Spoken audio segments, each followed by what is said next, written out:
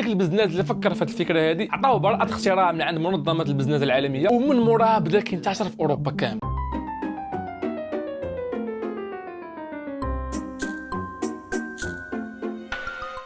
يعني باللي غتلصق في بابك حتعلق.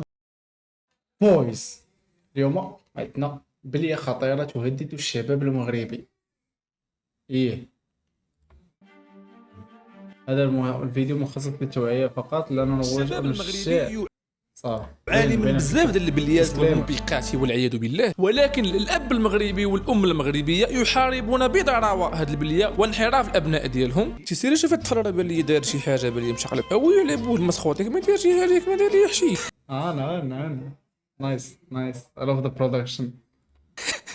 ولكن كاينه واحد اللعيبه عندها تاثير اكثر من الكارو وما فيهاش ريحه وما فيهاش دخان، يعني حرفيا الاب والام المغربيين ما عندهم باش يعيقوا الى ولدهم استعملها. وويلي سنوس انت صاير تقول وليدي. غالبا كلكم شفتوا هذا الفيديو ديال حكيم زياش اللي خشى فيه واحد اللعيبه تحت الفم ديالو بالتخبيه، ولكن الكاميرا شداته والمغاربه كاملين مشاو زالقين.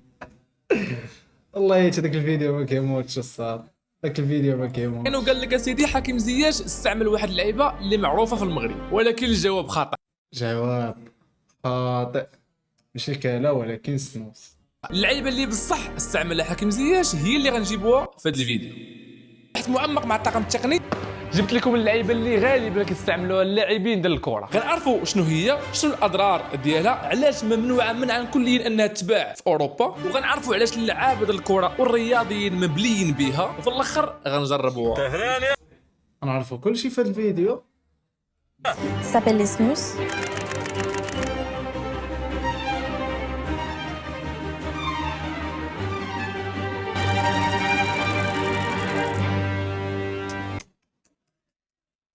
والله يتا برودكشن مليح هاد الدراري، برودكشن ناضي راه ليه. فلهذا هاي شد روحك مليح. ونبداو الفيديو. اهم حاجه كركزوا عليها الشركات باش يكونوا ناجحين هو الاشهارات والدعايه. كتلقاهم في التلفازه، في يوتيوب، في انستغرام، في الشارع، في لي بانو، في المترو، كيانفيستيو مزيان في الاشهارات حيت عارفين القيمه ديالها. على سبيل المثال اديداس 2024 صرفوا 2 مليار ونص غير على الاشهارات في عام واحد. الايرادات ديالها في ذاك العام نيت كانت 35 مليار دولار. دابا اجيو معايا نمشيو عند واحد الشركه خطيره سميتها فيليب موريس، شركه ديال التبغ اللي عندها ماربور. هاد الشركه هذه في نفس العام اللي هو 2024 دخلت 37 غتكون فيليب موريس هي اللي مصايبه سنوس، يعني صار شركه الكارو اصلا مليار دولار. دابا واحد الدري شيري، الا بلاش خصنا نتاكدوا واش هي ولا ماشي هي. يعني دخلت اكثر من اديداس. السؤال هو شحال صرفوا في الاشهارات؟ واش صرفوا مليار دولار؟ واش 500 مليون دولار؟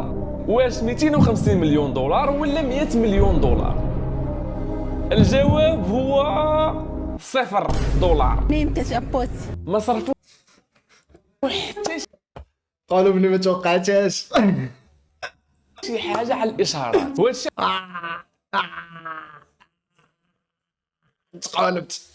غتكونوا نتوما لاحظتوه، ما كاينش اشهار في التلفازه ديال الكارو، ما كاينش اشهار لا في يوتيوب لا في التلفازه لا في المترو ولكن لا لحقاش ليغالمون ممنوعين. ديال الكارو. ليغالمون عندهم ديك اللعبه ديال سيكريت سكيليو، خاصهم ضروري يكتبوها في اي باك ديال الكارو. ما كاينش، ممنوعين دوليا. هادشي اللي كاين في الوراق بانهم صرفوا 0 اورو، ولكن في الواقع راهم صرفوا اشهارات بواحد الطريقه غير مباشره. باش تفهموا قيمه الارباح اللي كتدخل هاد الشركه بوحدها اللي هي فيليب موريس في عام واحد اللي هو 2024 واللي كانت تقدر ب 37 مليار دولار، غنديروا لها واحد المقارنه. كتب لك الرقم كامل، فهمتي ديك اللعبه ديال غتشوفو كبير، وكتب لك مثلا هنايا 37 بليون دولار، يعني بي واحد لك حدا ديك اس ديال الدولار هذيك صغيره، لكن لحقاش كتب لك 3 7 0 0 0 0 0 0 0 0 0 مع ارباح شركات اخرى. باش تبان لكم الكميه الكبيره راه خاربين اخوان فلوس، باش نكونوا واقعيين. 37 مليار راه ما خصك تسمعها، ما محتاج كاع تشوفها، تسمعها خصك تفيزياليزيها. خاربين خير. 2024 الارباح ديال اير بي ام بي، سبوتيفاي، فيراري ومونستر مجموعين قل من شركه فيليب موريس ديال الكارو.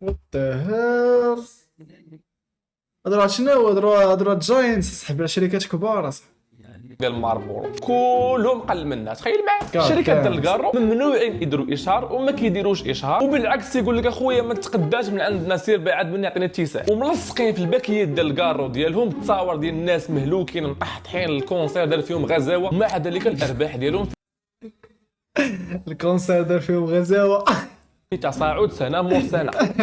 هادشي غريب هادشي ضروري كاين سر. ادكشن اخويا.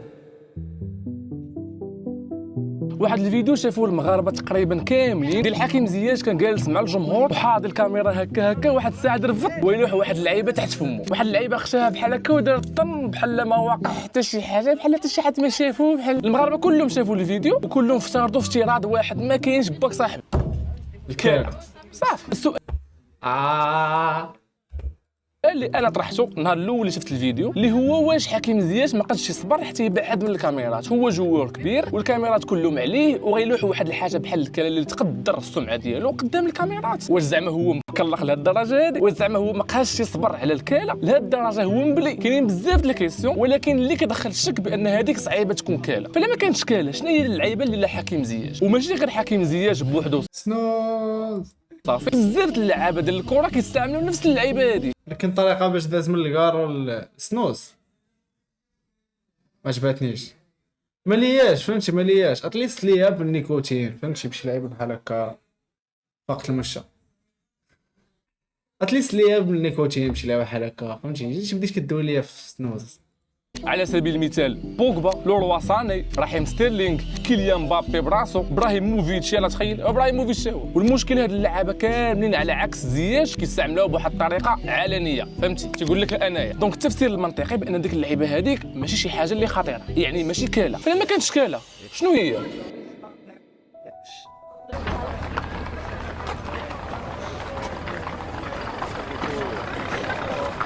اللي خاصكم تعرفوا بان الانتشار ديال الكارو في اوروبا في البدايات ديالو انتشر على هذيك دارها بين قوسين، ديك بيغا بين قوسين فهمتي، دابا باش نرجع يشرح لا ليزون ما بين سنوز والكارو اساس بانه مهدئ الاعصاب، بحال قلتي اتاي باللويزه والشيبه ديالنا حنايا نفس البلان، يعني ما كانوش كيعتبروه مخدر اصلا، حتى شي حد ما تيقول لك هذيك حتى شي حد، وبقى على هذه الشاكله هذه من ال 15 حتى ل 1900 مؤخرا عاد سيدي الطب اللي كانوا في المختبر كيفحصوا الكار عاد خرجوا من المختبر باش مشكل فيه صافي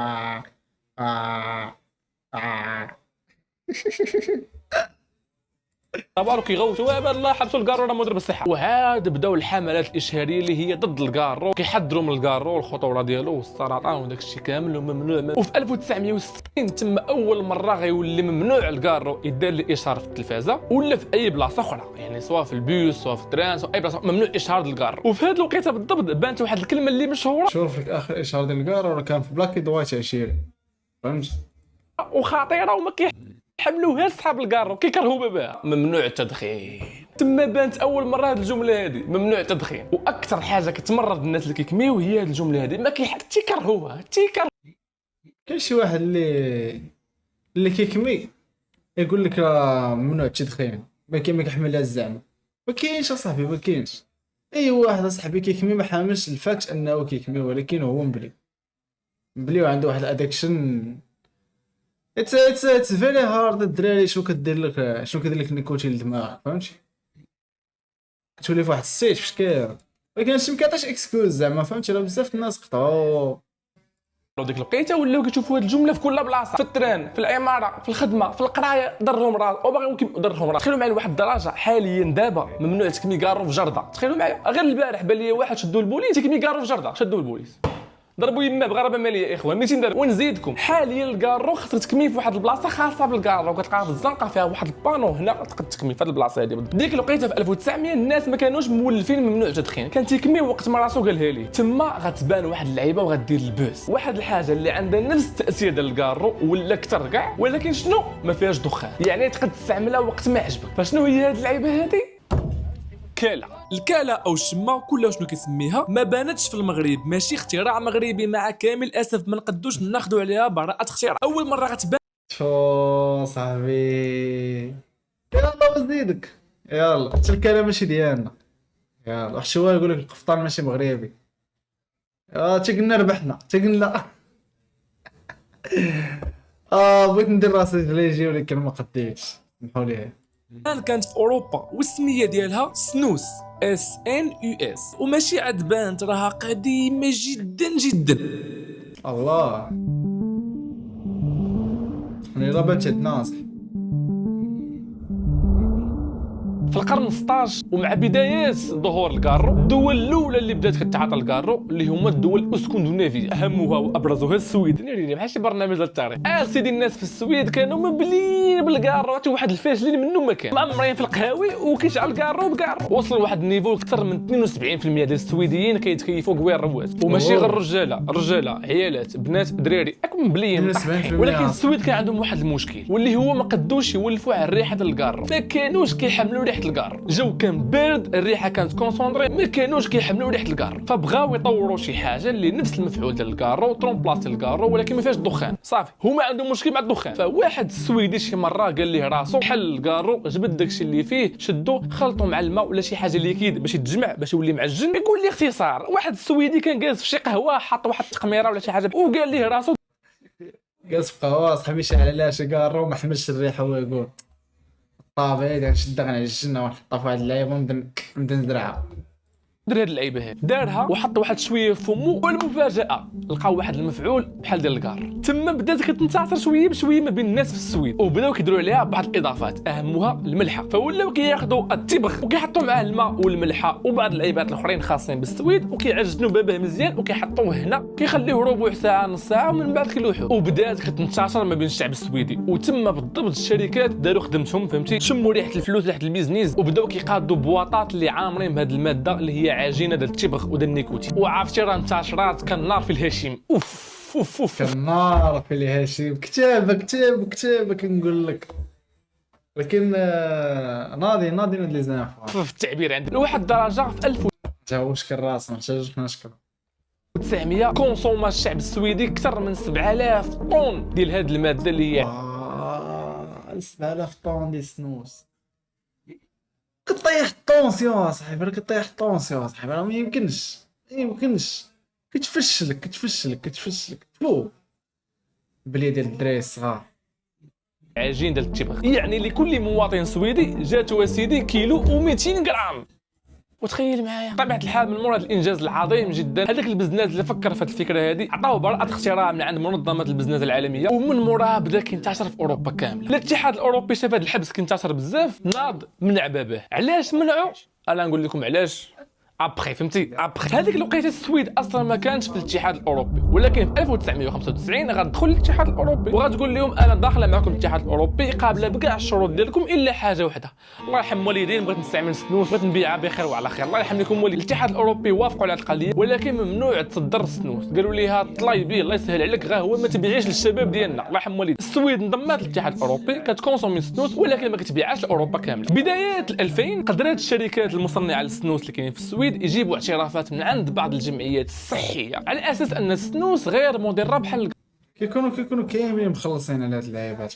الكارو. هي مضره ولكن ماشي بحال دوك الاطباء اللي كيجي كيقول لك تفرج في الكورن راه ما كيضركش. شوف فيزيوالمون صاحبي فهمت كيتعيا فيزيوالمون كتعيا صاحبي، وشي حاجه صاحبي اللي نورمالمون فهمتي ما خصهاش فهمتي، ما خصهاش تكون بديك الوفره، خصها تكون متاحه ديك الدرجه فهمتي. هي متاحه للدراري الصغار، متاحه لكل شيء اصاحبي. بنادم دماغه كيتخربق، تلقى شي واحد ولا كيعجبوه شي لعيبه تفكير اصاحبي، اللي عجبو اللي يبول عليه، اللي عجبو اللي يتفلي في عينه وتخرج ليه الطفله من النيفو، كتخرج ديك شي الفشكال اصاحبي بحال الكارو. فتما ولات قادره انها تصدرها من السويد لاوروبا كامله. حتى مؤخرا راه ولاو الدريات كيبارطاجيو دوك السكرينات ديال الدراري اللي كيقول لها اعتبريني كلبك هو شنو هما الحوايج اللي قدو يخلوك انت كراجل تقول هاد الهضره هذه. لكن ما كتباعش في اوروبا، اي واحد بغاها خاصو يجيبها من السويد. واخا ما كتباعش في اوروبا وكان غير في السويد، ولكن نقدروا نلقاوها في البلاصه اللي كاين فيها انايا. هاد البلاصه الاخوان هذه واحد البلاصه خاصه فهمتي كيبيعوا فيها هادشي اللي هو ممنوع. اجيو معايا اجيو.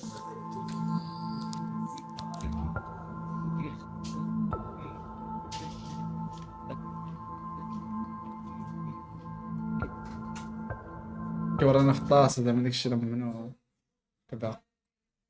ولكن هما راه عندهم عادي واش هو برا، ولكن عندهم هادشي برا راه عادي زعما ما كياكدش بلي راه بلاصه في هاداكشي ممنوع. غير اللي كانوا كيبيعوا لي سنوس ولا الويج كاينين شي بلدان عندهم مقنع.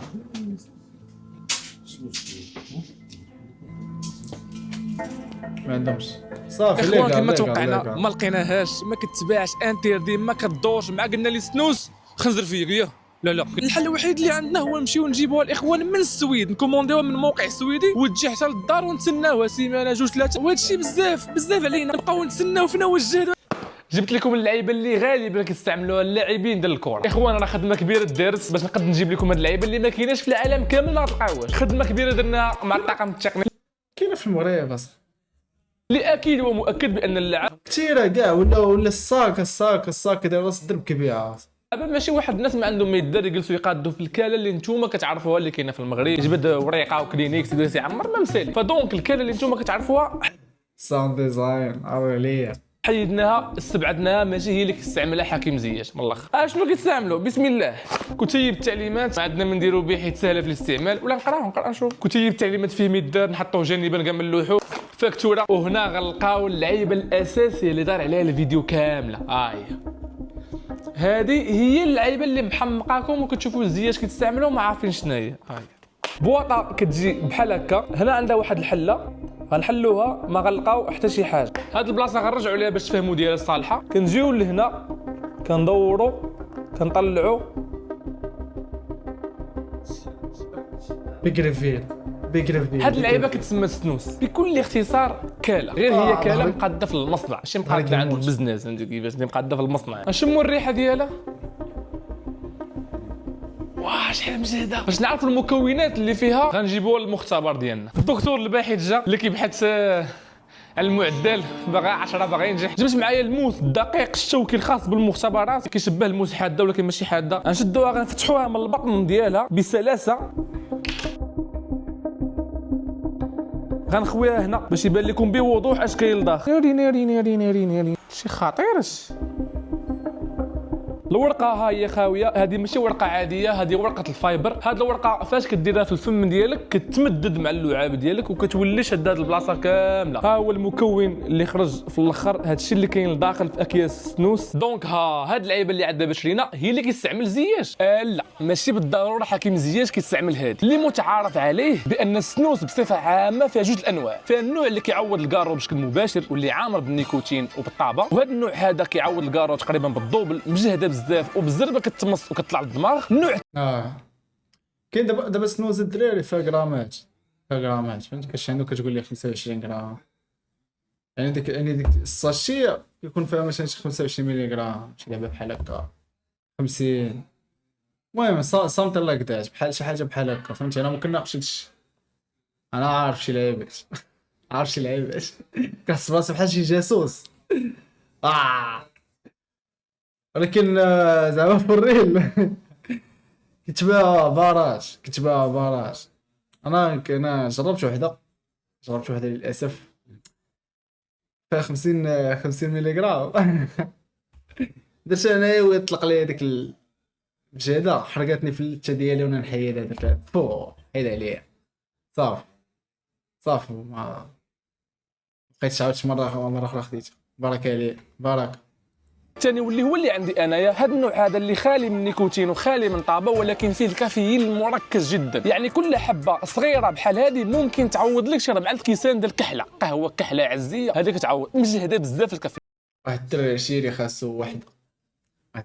خاصو وحده من هادو طبعا. ولكن لحد الساعه ما عندناش دليل واش حكيم زياش واللاعب الاخرين بوغبا مبابي رحيم ستيرلينغ واش كيستعملوا هذه اللي فيها غير الكافيين مركز وما فيهاش النيكوتين، ولا كيستعملوا اللي فيها النيكوتين. حيت حرفيا البواطه بحال كيتشابهوا في كل شيء. هذا ما كيتعتبرش شي حاجه مخدره ولا خطيره، ولكن لا انصح به لانه من هذه الكارو، مع العلم ان هذه تقريبا فيها ليفي بحال ليفي اللي كاين في السنوس اللي فيها النيكوتين، حتى هي كتطلع بالزربه للدماغ، وحتى هي كتعطي نفس ليفي ديال الدوبامين وادرينالين الى اخره. غير هي هذه ما كتعطيش الادمان، يعني تقدر تقطعها وقت ما عجبك حيت هي غير كافيين بحال قلتي قهوه كحله مركزه. كل حبه صغيره تعادل تقريبا شي 4 كيسان ديال القهوه فهمتي. غنضربها 4 كيسان اصاحبي ما غتنعش ما غتنعش اللعابه كيستعملوها بشكل مباشر وعلني قدام الكاميرات، لان بكل بساطه غير ممنوعه في الكره، غير ممنوعه. الدوري الانجليزي براسو مصرح بانهم يستعملوها ترونكيل، سواء هذه اللي ما فيهاش النيكوتين سواء اللي فيها النيكوتين براسها. طونكو هي كتنفع اللعابه ولا كضر غير اللعابه كيخليوهم يستعملوها، وهما عارفين بانها كتفيد اللعابه بزاف في البيرفورمانس ديالهم، وغتعطي واحد الماتش ناضي، وهذا الشيء غينفع المشاهد وغيطلع الارباح، فكيخليوها يستعملوها. وحتى فاش كيديروا فحص المنشطات في الدم ديالهم ولا في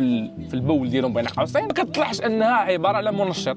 ولكن راه بعد كيسان ديال القهوه صاحبي راه بحال هذاك خونا اللي صايب الفريد بول. الفريد بول دايره في and wash everything. عصر الفريد بول خطرات خرجوا داك النشا ديالهم، خرجوا داك البيور نيكوتين، خرجوا وفلتر وخرج لي هادشي قاصح بحال هكا، بقى كتحن فيه تا عمر هادي وخرج ليه هادشي. 1000 ريد بول، 1000 ريد بول اصاحبي، جغمه وحده هضرب شي ريد بول ونص، جغمه وحده The carbonate. I personally have been focusing on their face by going واه شنو هي اصاحبي؟ ضرب هذيك صافي. راه واحد بعدا واحد قلبك عنده 21 سكوند، فهمتي؟ الا جبت التليفون عيط للوالده قول لها الوالده كنبغيك صافي، فهمتي؟ بقات لك 15 سكوند دير فيها شي بوزيسيون مريحه للموت، فهمتي؟ باش الا بغاو يكفنوك ولا شي اللي بحال هكاك مابقاوش يقرضوا لك في يدك، دير شي تخيل ما يمشي بحالك، ماشي بحالك يدك غتجمد، ياك يدك غتجمد، اذا ما يقدم هادو ما يبقاوش خدامين بحالك، اذا خصهم يهرسوا لك يدك باش يقادوك في الكفن اصاحبي. مالك لا واش بحالك تحس براسك غتموت، دير هاد الوقفه هادي وقول اشهد ان لا اله الا الله واشهد ان محمدا عبده ورسوله، صافي طفي هذه شدني الموضوع هذا. عليها قانونيه ما يمكنش يمنعوه. هما كيمنعوا المنشطات، بحال نهار بوغبا استعمل المنشطات ضربوا يماه بعامين ما يلعبش، جلس في الدار باباه، فهمتي؟ ولكن هذه ما كتعتبرش ضمن المنشطات، عليها غير ممنوعه واللعابه كيستعملوها بشكل علني. فاش تكون داخلين الفيستير ولا جالسين في المدرجات هازينها بحال هكا في يديهم، بحال هكا هازينها، كيجبدها بحال هكا كيحطها، كتبان في الفيديوهات كتبان في الكاميرا، ما مسوقينش لان كدوز العشره غير ممنوعه. دونك الا شي واحد جا عندكم وقال لكم حكيم زياش راه كيستعمل السنوس ولا الكاله، فراه تيكذب عليكم، لانه ما عندناش دليل باش نعرفوا واش حكيم زياش واللعابه كاملين كيستعملوا السنوس اللي فيها النيكوتين اللي كتعتبر كاله، ولا السنوس اللي فيها الكافيين اللي ما كتعتبرش كاله، حيت السنوس اللي فيها النيكوتين كيتشابه مع السنوس اللي ما فيهاش النيكوتين.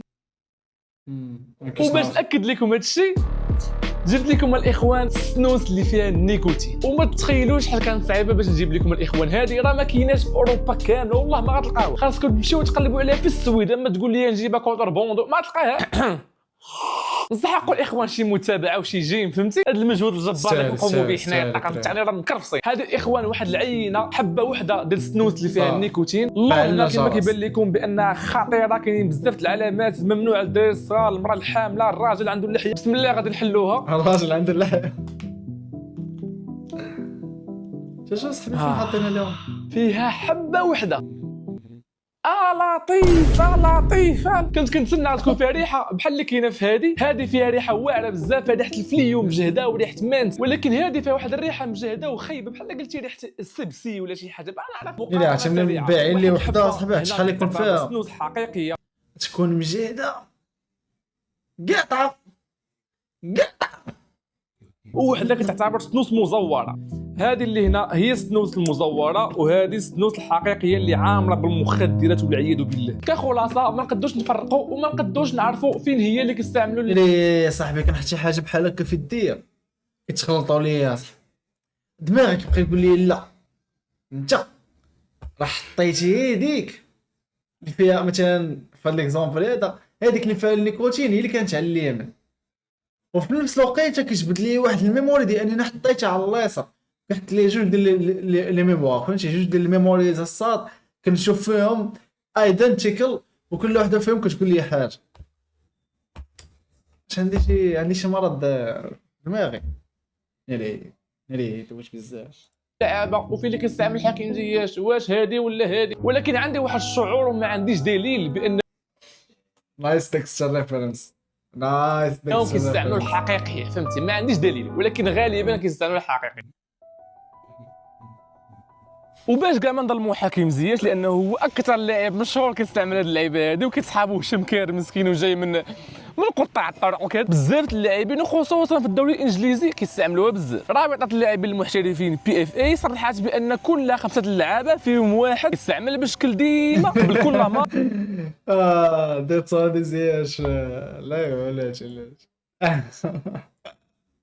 ولا ما بين الشوطين. علاش كيتستعملها؟ لانها كتمص بالزربه، كتدخل للدم بالزربه، كتطلع للدماغ بالزربه، كتفرز الدوبامين والادرينالين، وكيطلع وتيره معدل التنفس، وبالتالي شنو كيدوز الاكسجين في الدم وفي العضلات، وكيعطي بيرفورمانس طالعه. على اللعابه كيستعملوها بكل اختصار. وعلاش كلشي حاط على زياش وشاكين فيه كيستعملها وكيستعمل الحقيقيه اللي عامره نيكوتين بكل اختصار، حيت زياش عنده واحد الخلفيه بين قوسين اجراميه. هو اصلا النهار بدا من الشارع وكان من بليداج، وجبدوه من البليه وردوه لاعب محترف. عليها فاش ولا لاعب محترف بقات لي طراس ديال البليه عليها، عوضها بمجموعه من اللعيبات اللي كيعوضوا البليه بين قوسين. هاد السنوس هادي تيقول لك اسيدي المخترعين ديالها، الناس اللي مبليين بالكارو استعملوا هادي، راه اقل اضرار بارابور الكارو، ولكن تقد تعوض لك الكارو. وفي الواقع راه صح كاين مجموعه من الدراسات داروا اكدوا بان هذه اللعيبه هذه فيها اضرار اقل من الكارو وكتنفعهم بحال الكارو. راه بنادم حاول يقطع الكار، حاول يقطع الكارو باش بسنوس، كيجي كيبدا يدير سنوس، كيقول لك نقص من الكارو شويه، كان كيكمي باكي في النهار يبدا يكمي 10 الكوارع في النهار ولا 5 الكوارع في النهار. دونك فاش غيجي يبدا يضرب سنوس كيولي كيضربها هي وكارو شويه كارو، كيولي عاوتاني يرجع يضرب باكي في النهار. ولكن هاد المره هادي ماشي كيضرب باكي في النهار صافي، لا كيضرب باكي في النهار وكيضرب شي بواره ديال سنوس، ودايرين ما دايرين شي 60 درهم اصاحبي. راه فين يبان الكارو، راه غاليين على الكارو. وكنعرف واحد الدري تا هو قطع بها، بقى كيديرها وكينقص من الكارو، كيديرها كينقص من الكارو، واحد شويه بقات غير هي، واحد شويه حيدها حتى هي. ولكن هذا راه زعما راه مثال نادر. كاينين بعدا واحد بين قوسين واحد المخابرات دارت بشراكه مع المقدم اللي كاين في الانجليز، اكدوا بان هذيك المنظمه اللي قالت عليها صحيه، ماشي صحيه زعما اقل اضرار بالمقارنه مع الكارو، كذابه، وخداو 20 درهم مكمشه، فهمتي، خشاوها بجيبهم. علاش داروا هادشي كامل؟ باش يولي عندهم الحق يبيعوا هذه بشكل مرخص، حيت كما قلت لكم ممنوع تباع في اوروبا كامله، ولحد الساعه راه هاد اللعيبه هذه راه ممنوع تباع في اوروبا كامله. وعلاش انا عندي ومنين جبتها من السويد، ما يمكنش تكومونديها من شي بلاصه اخرى الا من السويد. الا بان لكم اي لاعب كيستعمل هذه عرفوا شراها من شي موقع سويدي ولا من شركه سويديه هما اللي مصرحين يصنعوا هذه. من غير هذا الشيء راه ما كاينش. واخا حاليا دايره رشيوات وكذا من بين المقدم وكذا في هذه الجمعيه هذه ورئيس الدائره، ولكن راه غالبا غتبقى ممنوعه لانهم ما قدوش ياخذوا لحد الساعه تصريح باش تولي كتباع عاديه في اوروبا كامله في المحلات وكذا. دونك لحد الساعه اي واحد بغاها خاصو يكومونديها اونلاين من السويد وكتجي حتى لباب الدار. كيفاش اصاحبي المغرب عندناش والدوله بالرغم من انه شابكه رشيوات و400 ريال مكمشه، ولكن ما يقدوش يخفيو الحقيقه. سنوس بصفه عامه خطيره، احسن من الكارو اي احسن من الكارو، اضرار اللي فيها اقل من الكارو اي عندك الحق، ولكن خطيره. اول حاجه كتهاجم اللثه بشكل مباشر، التهابات في اللثه صح كتحرق اللثه، قلت لكم قبيله قلت انا نزيف مزمن، تقلص اللثه، تسوس قوي، وفي الاخير احتمال سرطان اللثه، حيت اول متضرر مباشر اللي هي اللثه، حيت السنوس ولا الكلى كتحط على اللثه مباشره. دابا عاد غنجيو للقلب وهذا الشيء كامل، ضعف الدوره الدمويه، كطلع الاحتمال تجيك سكته قلبيه، سريع الامتصاص في الدم وسريع المفعول وسريع كيوصل للدماغ. يعني كاين هادشي اللي قال كامل صحيح. بكل اختصار الا تبليتي بالسنوس ولا بالكلى صعيب تحيدها اكثر من الكار. هاد اللعيبه هادي ساهل صحيح. حتى دابا سنوس مثلا انت قاعد في الخدمه خاصك تاخذ بوز باش تهبط التكييف. الا كنتي باغي تضرب سنوز غتشدها غتحل البواطه قدام بنادم بحال ما طالع والو، بحال ما كضربش شي حاجه في شكل، غتشدها غتزرعها غتجلس غتسالي، غتحط كلينكس حداك، غتجبدها غتحطها في كلينكس غتلويها طق انت تلقى راسك في ديك الجلسه ديال انك انت جالس كضرب في سنوز وكتخرج بوس كتكمي كتدخل في واحد اللوب قوده صح موفي زافير بلي ما الكارو اخطر من سنوس، ولكن سنوس صعيب تقلع منها اكثر. زعما ما كايناش شي بليه زوينه غير انك تكون بلي بالخدمه مثلا تكون بلي بالتنميه الذاتيه هادي شو اي حاجه زادت تاع الحد ديالك تولي خير صافي صافي. اما الكارو يعني باللي غتلصق في بابك حتى على القبر. ومع ذلك الشركات الكبيره خدامين في واحد المجهود قداش باش يوصلوا الفكره بان هذه راه مزيانه طب. لهذا بروباغندا بحال الفيمينيزم. الا بغيتو شي نهار ندير لكم شي فيديو نشرح لكم السبب علاش بدات الفيمينيزم. خوكم في الدم صافي مابقاش تمشي ليا في الدين خوكم في الغي في الدم فهمتي راه بدات بالكاروتي مرتبطه مع الرياضيين. وشنو هي اكثر رياضه كيتبعوها الشباب؟ الكره. وهنا غنجيو لواحد الاحتمال خطير جدا. هذا الاحتمال واللي هو الشركات ديال سنوس كتدعم لاعبين الكره باش يستعملوها اكسبري. كما قلت لكم في الاول ديال الفيديو الشركات ديال التبغ بصفه عامه ممنوع عليهم يديروا اشهار، وحتى السنوس ممنوع عليها دير اشهارات حتى هي بحال الكارو. فشنو كدير اشهار بشكل غير مباشر وكتمشي عند اللعابه كتعطيهم البرودوي ديالهم كتقول لهم هذا البرودوي هذا كيطلع البيرفورمانس ديالكم وكتوليو كطيروا بحال العودان. هاكم خذوه كياخذوه وكيبداو يهزدوا في يديهم فهمتي بحال هكا بحال هكا فهمتي زعما راه ماشي اشهار فهمتي غادي كتب خويا راه شفناه اشهار شفناه. العالم كله شاف اللاعب هذا في يديه ولكن ما كاينش دليل بانه اشهار، ما كاينش دليل مادي. هادشي كامل كيبقى غير احتمال ولكن احتمال قوي جدا. لا رجعنا غير ل 2010 انت باك موك اختك مجموعين قدام التلفازه المغربيه وبانت شي لقطه غير خفيفه جدا فهمتي شي قبلع شي حاجه بحال كلشي كدير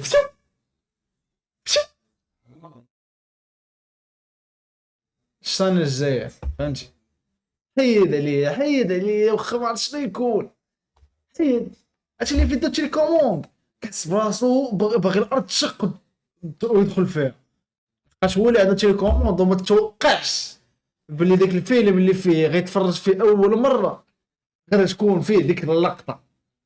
علاش فاش شفتهم انا غادي كيقربوا لبعضياتهم ما بدلتش الشانل ديك الساعه مشات لي السميه ديال الشانل بالعربيه لا وزيدك يلا زيدك المشاكل اش كيجري هربانين. ها اللي مشي تحت الناموسيه ها اللي طلعت التلفازه هرسه. ولكن دابا حاليا كنلقاو في التلفازه المغربيه كيبينوا بعض اللقطات مخله بالحياء باباها وكنقدوا ندوزوهم بشغيمه الماء قدام الدار والعائله وكنتفرجوا مجموعين. اش كيعني صح. ولاحظت واحد اللعيبه كان شي واحد جالس في شي قهوه حط عليها شي نوار شي كويرلو كيقول لك لاحظت واحد اللعيبه الدوله ولكن لاحظت واحد اللعيبه خطيره اصاحبي ولاو كيديروا ديما ديك اللعيبه ديال المراه كتكون راجلها كذا وكيبروها بديك اللعيبه ديال ما كيهتمش بها عقليه مريضه هذيك اصاحبي تبدا تدخل البني ادم اصاحبي مشكل الله يلا مشكل. ما كاينينش زعما بلي كندافعوا على الراجل انه يكون ما كيهتمش بمرته ولا شي لعيبه ولكن ماشي ما كاينش شي تبرير الخيانه فهمتي. الخيانه الزوجيه ما كاينش لها شي تبرير زعما ديك اللعبه ديال لا ما داش فيها السيمانه كذا فهمتي. الا كانت المراه كائن بوحده ياك الا كانت المراه حاسه براسها ما مرتاحاش في ديك العلاقه مباغاش مازال ديك خونا اللي ما كيهتمش بيها وما كيديهاش فيها وما عرفت شنو طلق راه حلال. اما باش اخويا تمشي تبدا دير ما عرفت شنو هذيك في شكل كتجيني انايا ما كاينش لها شي تبرير فاس خباط هكا. لا سي محمد كنقسموا ديك الفكره وكنصيفطوا حيت كنا كنعرفوا زعما كنيابي ولكن زعما كنا كنعرفوا الطرق اللي تقدر تخلي شي واحد كومباشنت مع شي كاركتر فهمتي.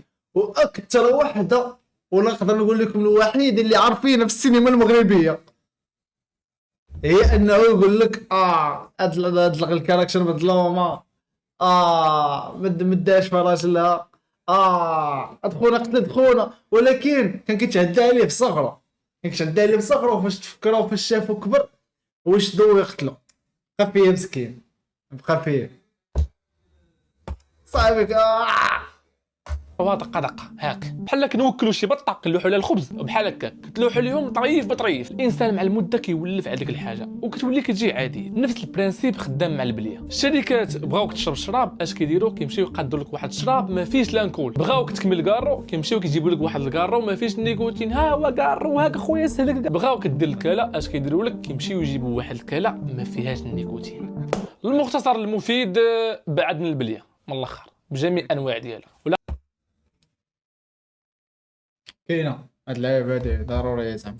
غتبت الصمطه بلاش نجبد الصمطه يا لاحظتك هادشي درنا لك لايك درنا لك كلشي شغل لي في راسك لاحظت